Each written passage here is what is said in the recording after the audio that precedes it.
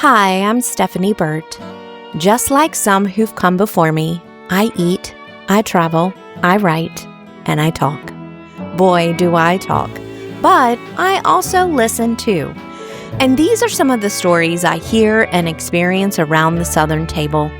They are rooted in personal and cultural history, resonance with seasonality and the living environment, and a passion for high-level craft that in its pursuit offers the possibility of sustenance from one hand to another. Let's dig in. So at first we was doing a takeaway. People was sitting outside on chair, and people start wanting to reserve. And I'm like, I can't give you a reservation outside under the tent. So we was really limited the first 3 or 4 months. Mm-hmm. And then when that option of taking over this little room opened, and was like, yeah, that's it. That's going to be the way we're going to make it happen. From the moment I met her years ago, I noticed that there is something organically magnetic about Bintou N'Daw. Perhaps it's her way of listening to her heart when inspiration strikes, or her ability to live well and connect to community in multiple places around the world. But whatever it is, she seems to draw opportunities and good things toward her in a way that feels natural. Originally from Senegal, she moved to France at an early age and developed her passion for cooking.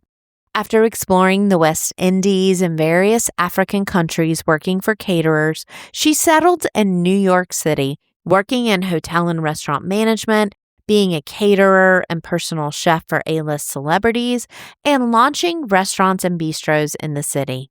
After a visit to Charleston, South Carolina, she felt moved to, move to the city, feeling a deep connection to her roots and the city's crucial history. She began her career in town working as a sous chef for Jill Mathias at Chez Nous before she opened Bintü Atelier, an African-inspired dining experience. She had just been named a James Beard Semifinalist for Best Chef Southeast when we spoke. This is such a passion project because there are so many people, Bintou, that would not roll that way, would not say, we're going to do takeaway. I feel so strongly about this. I'm leaving my job. We're doing this. Yeah. So can you talk to me about that creative fire? I think a lot of chefs listen to the show and they're interested in that dream that they have, but how do they take that moment, take that leap? Well, I'm pretty fearless. I'm really stubborn also. And I believe always that if I have something that come back every day in my mind, there's something behind it, like a message. Sounds, a little crazy, but it just happened like that all my life. So I'm listening to myself a lot. So same thing, I like to do my research and going through same thing. My time at Chez Nous, I was kind of doing my research about Charleston, the Charleston that I'm living in, not the one that I heard of, and really trying to go around and analyze downtown and see what's that, West Ashley, North Charleston. So I had to do my homework also about like what make a person love Charleston other than being a tourist that come up for like a week and say it's cute. I was looking for somewhere to belong. I always looking for a place to belong, and living in New York where you belong no matter what. Right. And I was like, well, I'm just really not from here. I don't want to come up weird, but I need to research. So when I researched, working with BJ also, and I was like, I need some African food sometime to go back. Like a Chinese will go to Chinese food, but if your parents not here, you're looking for the restaurant around that's kind of authentic. And I couldn't find it. So I was going to Gulagichi and things like, restaurant that people was telling me you have to go and I was like, well, it's similar, but it's really just not as bold.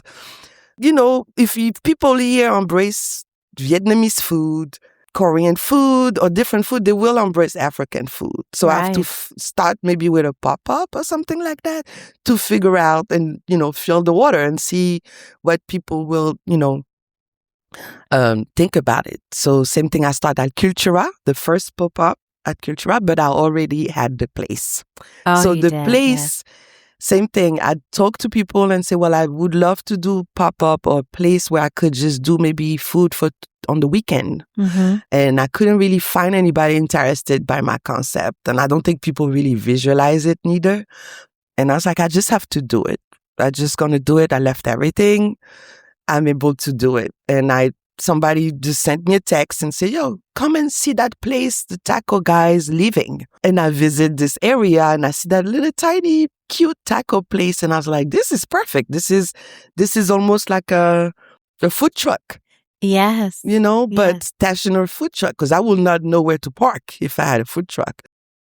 So anyway, yeah, and it's just sometimes you have a gut wrench, like something that you close your eyes, you're going to sleep and you think about it, you will wake up and just have that thing flowing in your mind. And you might not even express that to anybody, but it's there. And it's like you imagine things and you don't want to show off or say like, yo, your idea is the best and you're going to succeed. No, because you don't really know.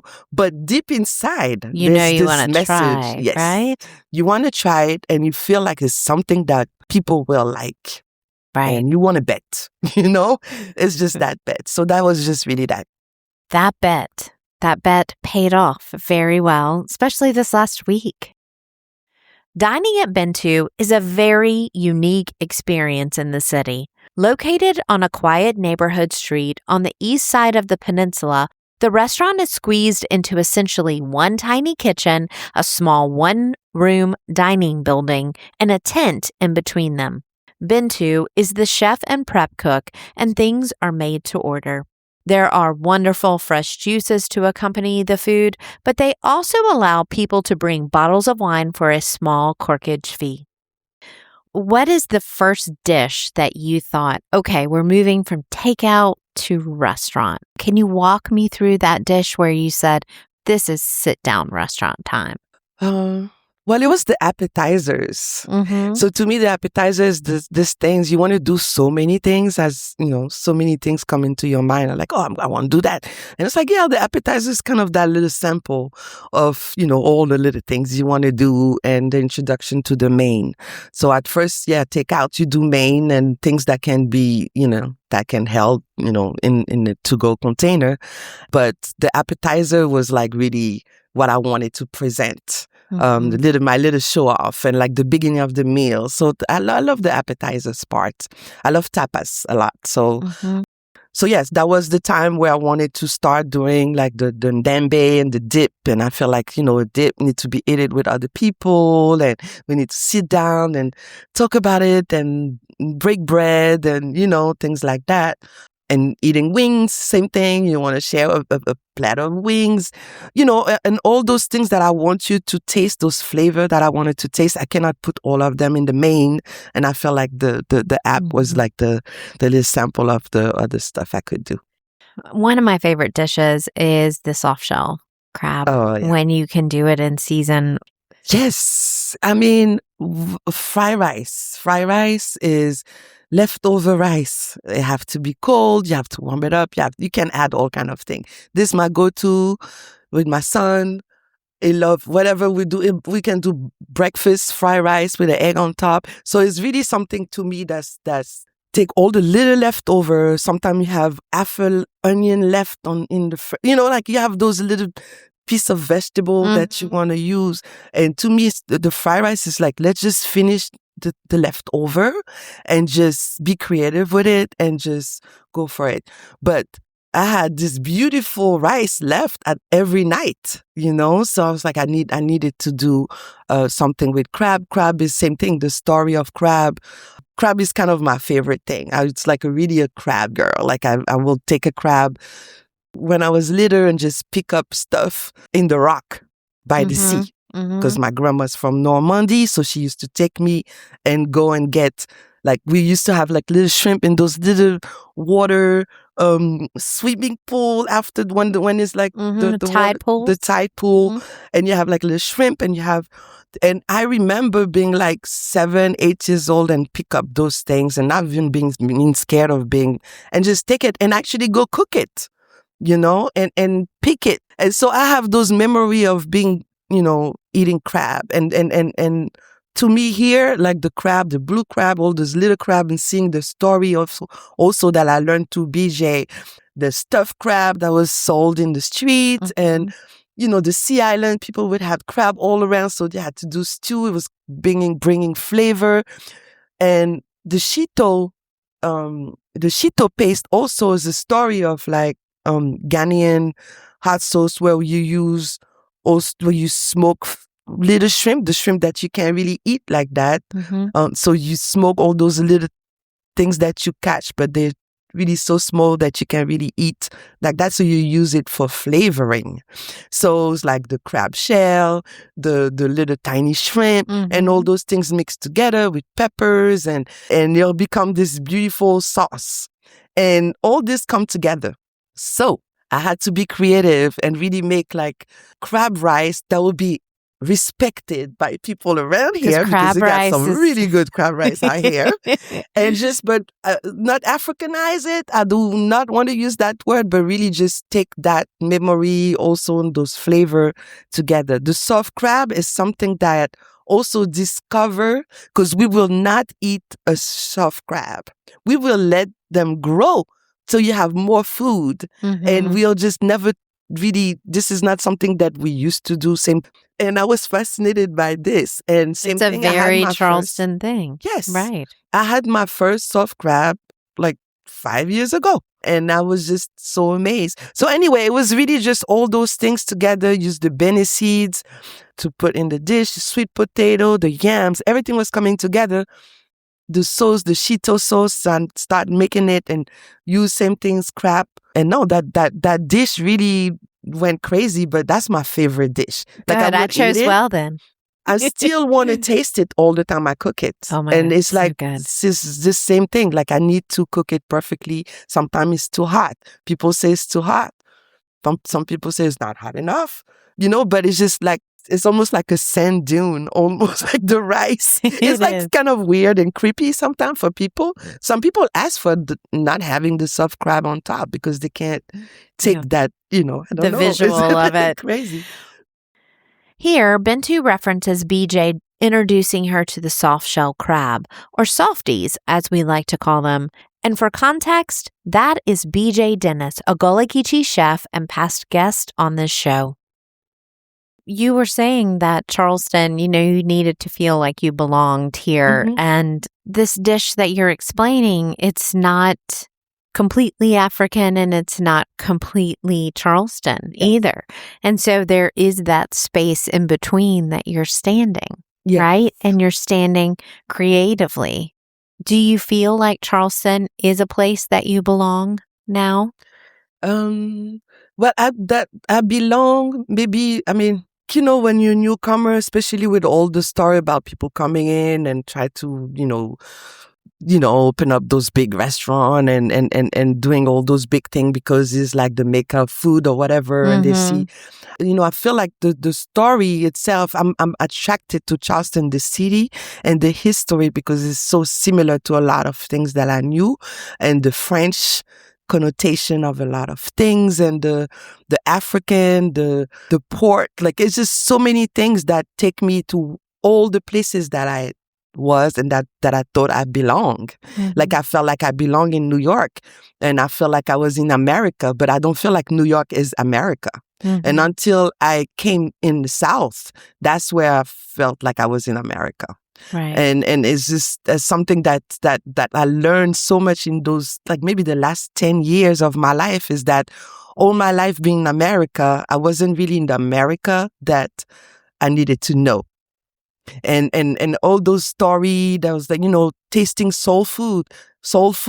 Okay, this is the rendition of African American culture in America, but I never knew it was other things than soul food that was representing that. So I was like, okay, well, a smaller pork chop or fried chicken or chicken and waffle. Okay, it's fun stuff, but there is like something even deeper. Right, that context is behind it. Right. So when I say belong to Charleston, I had to understand that, to me, this is the beginning of a lot of things for this country. And I'm a part of it. Like I feel like we always talk about ancestor and things like that. And I knew about Charleston in Senegal in high school. Like there's, they talk about the trade and everything, but we talk about trade that was also positive. Like we talk about when Portuguese and all those trade that was going in Africa, we was trading food and beautiful things before we trade body. So it's a lot of things like tomatoes and things like that that came through. So we learn all those beautiful things also. We don't just learn about slavery. So my mind is not just about stuck on the slavery and the history of African American. It started before. So I wanted to be maybe as an African that's born in Africa to show my vision of the whole history, and that maybe that was my space. That's where I belong, is to participate to the story with different eyes. So to me, the discussion are not possible. I don't think anybody can sit down and talk about slavery without being mad. There's no discussion possible, but food and music always gonna be things that we can't fight. Right. So it's those emotion and those beautiful things that we feel when we eat and we sit down next to people that we'll never hang out with, but we're in this same room together and we're eating the same thing. So it must be something, So it's like, to me, that even that room is the start of, you can't take your food to go and eat, but you will never have that experience of sitting there and listening to all the kora music and have this couple, the Gulagichi couple, and then this couple from South America, this Brazilian couple, and some people that here owning mansion from downtown. So you have this variety of people, and I felt like I couldn't see none of that when I came and visit Charleston downtown. And I was like, maybe this is the beginning of what, I always say, the race conciliation. We need to talk about things. It's like a couple. We need to talk about, we argue all the time. We just need to figure out how we're going to communicate. And this is really something, if you have to make an effort into something, is that, like, get to understand each other, but without the corny things about, we all know the story. Right. Now we just need to figure out how we're going to heal and just communicate. And communicating on the plate. On the plate. Is the first. It's the easy one. When the pandemic hit, her high-end catering clients began to relocate to spend time outside of New York, and Bintou naturally found herself in a transition. She felt her resume didn't illustrate what she knew she could do, but she was resigned to that fact. I came and visited Charleston with a friend of mine that was actually working, Stéphane, that was working as a server at Malagon. And he was like, well, at Chez Nous, they're looking for a cook. And I was like, okay, well, I would love to get a chef thing. And he's like, well, I don't think anybody here will hire a chef that don't really have anything. They will not be like, yeah, come and be the chef of this Italian restaurant or this thing, even though I kind of know all those things. But, so I was like, I have to pretty much go back to zero. It's a reset button. So I came to the interview, and I took my flight and stay at the hostel on Spring and took my interview 2-3 hours with Jill. And she's like, oh, great. And then that's it. I left, and then she sent me a text and it's like, we really would love to have you there. But when I was there, it was like, it's this tiny, tiny place. And I was like, well, this is kind of a country area. I feel like this city is not, doesn't have that much thing going on. I was really kind of almost that New York disrespectful girl in my mind. Was like, okay, well, I'll do great. Here is that, I have a lot of idea, probably just, I'll be good. I got humbled by going back into the kitchen and going back to the old school Escoffier system of brigade and the people just doing the fish, the meat and all that, where I was like in my kitchen in people's houses most of the time. I was doing management in other restaurants and just kind of freelance my own self and doing my crazy thing. And people was like, yeah, it's great. And that's it. So going back into learning again, where's the chinois and all those technical cooking kitchen stuff with Jill, and I made a lot of mistakes, believe me, at the beginning. But just the way she was reacting to it and almost laughing with me, she kind of like gave me this therapy of humbleness also, because we always think that we're the best because those people don't know where you come from. Nobody knew what I did. Right. And that I was cooking for this guy and this guy. It didn't matter. It was just what you was doing at that time and how you will do the sauce and how you will cut this fish. And nobody cared about my issue and who I was. Right. I had to go back to retrospect and humble myself. And I think that's what Shenu and Jill give me with the most love, the loving. We used to listen to music, Bananarama, and people I was listening to in Europe. And I was like, oh my God, I know that song. She was like, she was surprised of me knowing like all those rock ladies and things and all her style. And I was like, I love her as a person. And like she totally will be my friend, but she's my boss. Right. But I love her so much. And she, hopefully she know that. That discipline gave you a foundation so that when you were ready to fly, you could fly to here. Yes. Right? Yes. Right.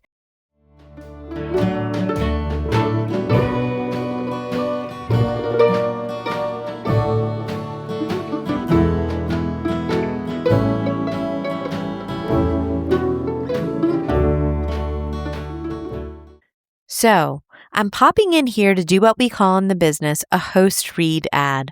But this promo is for something very special to me, my new book. South Carolina Cocktails, an elegant collection of over 100 recipes inspired by the Palmetto State, is now available for sale wherever you buy books. And it includes cocktails from 100 different bars and restaurants in South Carolina, full color photos, bartender profiles, bar features, and local producers. If you want a personalized and signed copy, though, all you have to do is go to my Instagram profile and look for the book, articles, and podcast episodes link. There, you'll be able to order directly from me. I'd love to sign a book for you. Okay, now back to the show. So it's been, like I mentioned, a big week. James Beard nomination. That's always fun and exciting. What is making you hungry, Bintou? What are you creatively percolating about right now? Well, I want to actually extend a little bit more. Like I'm trying to go outside of West Africa, which is like I felt like it was an adventure that I took with people. It's like we start with something and then we're just gonna go and travel. Like I want to do more Ethiopian food, or maybe go in Kenya a little bit, and Morocco, and kind of travel a little bit in my dishes, and also be able to be more creative, but I still need to stay on my brand. That's how I felt. I feel like I still need to still be in that box. I'm still doing African food, and that's what people really want to come for. Like I could definitely make some sushi. I do really good sushi, but that's not why people are here for. So it's like I really need to highlight things that I really, really love. And same thing, continue that conversation. Because to me, that's that. Like I'm not really a great communicator. I have this accent. Sometimes people make me repeat. You're what doing I'm quite saying, well today. because it's the morning. And but it's and so to me, food, I'm always being the loner in my kitchen, and it's like I just want to know. Like I don't see people. I get feedback from my husband. He's telling me, oh, this guy, no, he said that. And I'm like, oh, okay. I don't see the reaction of people. I don't see who it is. I don't see anybody. I don't know. Some people's like, oh, chef, he came, he went there and eat. I was like, what? He came? And it's like, wow. And that's the part of also that humbleness where I had to come back to myself and work myself. Like I really just couldn't hire a sous chef. Like financially, this is such a small place. I still have to do everything on my own. I hire prep sometime to help me cut those 10,000 pound of vegetable for events or everything like that. But otherwise, I'm really into my mind a lot. For 3 years, I've been really into my own perspective of things. And So what make me hungry is really just to first keep the status of doing good food. Doesn't matter how much it costs or things. I just want it to be good and honest. Mm-hmm. And all this work that I'm doing, I feel like I'm doing better and my dish are getting better. I understand it better. I'm faster, which people know that I had a long waiting time because I was by myself doing it. I was plating, cooking, making my sauces, grilling in the same time. And sometimes my dishwasher wasn't showing up to clean my pan and I had to clean my pan. And sometimes, it took an hour for a dish to come out. But I would never send a dish that wasn't finished or that wasn't exactly the way I wanted. And that's what it was. So yes, you're going to wait and you're going to be pissed. But when the food's going to come, you're going to be it's worth It's you worth know? it. And It's it worth was like it. my biggest problem was my timeline.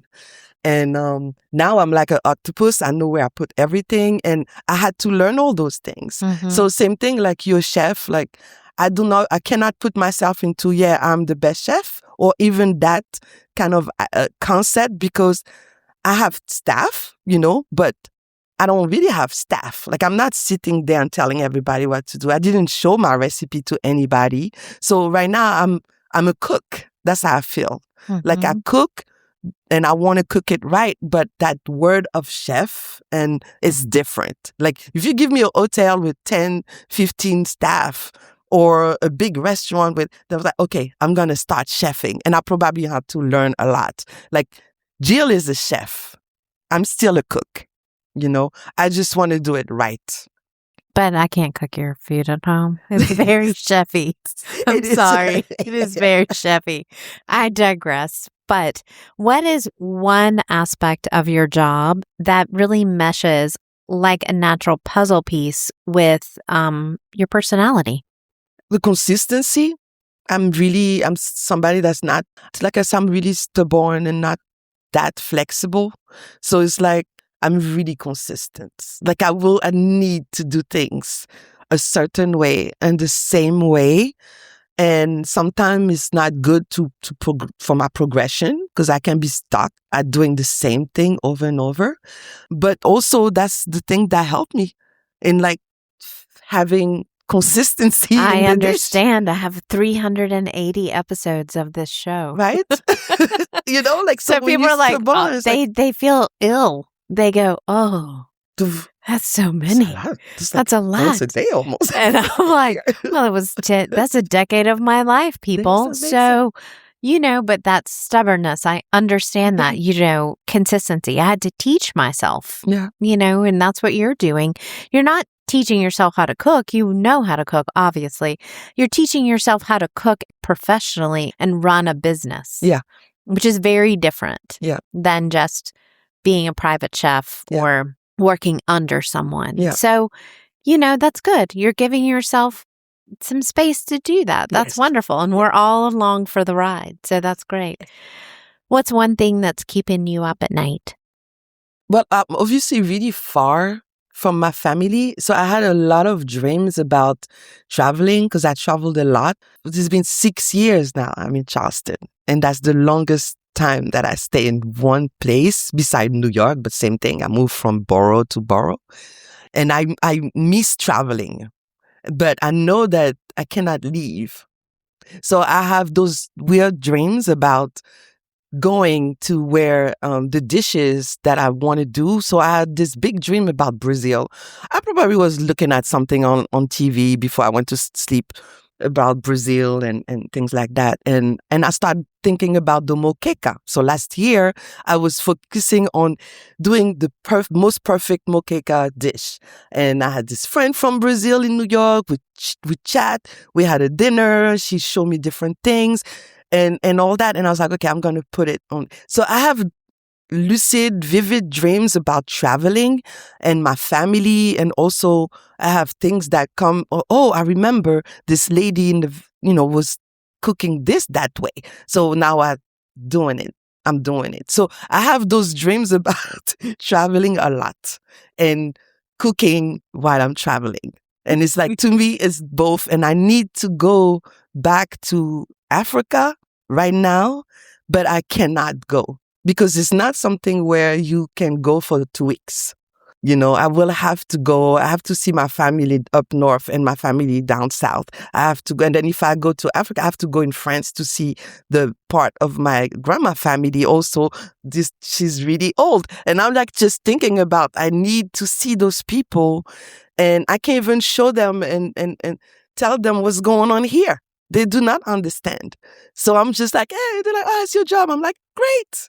I'm here and I have kind of a mission to accomplish, and like I have to really like be on top of what's going on here. Mm-hmm. And that maybe the day I feel like when you feel like, oh, you succeed, is that the day I can be like, I'm going over there. Good. And I know the restaurant is good, and I know we still can go in and make some money and all that, but I'm able to go. And that's the way, to me, that's my achievement, to be able to travel anywhere, anytime. It will happen. It will. Okay, so this is the last question that I ask of every guest on the Southern Fork, and I call this my magic picnic basket question. Now, with this magic picnic question, it is really this idea that I can time travel with this basket. I can go back and ask anybody to make one more bite of something for you. I can source a little bit, and I can also cook a little bit. As food people, we love seasonality. We have food memories. We have things that we are just craving at certain times. And so I'd love to put some things in that basket for you, not as a death row meal, but as a meal to bring you life. So it doesn't have to be a meal that I think goes together. One time I had somebody only put meat in there, like just different kinds of meat. So I would love to put some things in that basket, and you just have to tell me what they are for you. So, okay. Is it takeaway? Is it a basket picnic, or is it just a basket? Just a basket. Just a basket with food. Basket with food.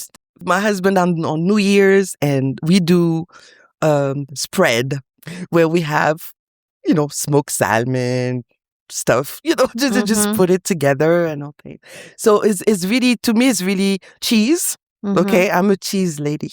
Okay, this is something that I'm like being completely obsessed since I went to a cave. One day I can smell it, and cheese, like fresh cheese, camembert, like with different grades, of like the fresh one and then the old one. I love cheese in every form. I even saw the one with the little worm in it. I didn't taste the worm, but I taste the cheese. So it will have cheese in this basket, definitely, with bread. Okay, with French bread in general, better. I'm really into like munching. Okay. I do not like to sit and have a big meal. Unless it's same thing like the African meal where everybody's together. I feel always bad about having my plate and just eat it by myself. I have to share with someone. So it's always that idea. So to me, when I eat little stuff, I'm going to have like a little bit of cashew, roasted cashew, something that I eat every day. Cheese, something that I always have in my fridge. Is there any dish that you can't visit, that you can't eat right now that somebody in your family makes? Yes, it's like something that actually it's been made at chez nous. It's endive, bechamel, and ham. So that's something that my grandma and my mom was doing the exact same with a little bit of, black pepper. It was just like this really French. It's just really that platter that go in the oven. She was just like playing it, and I hate endive. And she was making me eating that bitter endive. And then when I came to chez nous, and she did it, and I was like, okay, this is where I really, really want to be. But that dish have something amazing to me with little piece of bread. So I do not know the name of the dish, but like I said, I can describe the endive, that bechamel, and bechamel and ham. This is a dish that... It is a delicious dish. And it's funny because we'd never eat pork in Africa, but when I was going to France, that's the dish that I was eating. Because I wasn't telling them that I was eating pork when I was going to France. And but that dish is really something to me. That's important. Well, so that's in the basket. That sounds like a delicious basket. So Thank you so much for your time today and your conversation. It was so fun chatting. Yes.